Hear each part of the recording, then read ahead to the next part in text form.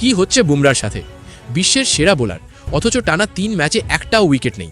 IPL 2026-এ যেন চেনা জসপ্রীত বুমরাকে খুঁজেই পাওয়া যাচ্ছে না। মুম্বাই ইন্ডিয়ান্সের এই তারকা পেসার এখন বড় চাপে। সবচেয়ে বড় ধাক্কা এসেছে রাজস্থান রয়্যালসের বিরুদ্ধে ম্যাচে। মাত্র 15 বছরের বৈভব সূর্যবংশী বুমরার প্রথম বলেই মেরে বসে ছক্কা। শুধু একটাই নয়, প্রথম ওভারেই আরও একটি ছক্কা হজম করতে হয় বুমরাকে। এই ম্যাচে 32 রান দিলেও একটাও উইকেট পাননি তিনি। আর এটাই নয়, পুরো টুর্নামেন্ট জুড়েই একই ছবি। 3 ম্যাচ খেলেও এখনও পর্যন্ত 0 উইকেট। কেকেআরের বিরুদ্ধে 35 রান, উইকেট নেই। ডিসিএর বিরুদ্ধে 21 রান, উইকেট নেই। আরআরের বিরুদ্ধে 32 রান, তবুও উইকেট নেই। মানে টানা 3 ম্যাচ উইকেটহীন। এক কথায় লজ্জার হ্যাট্রিক।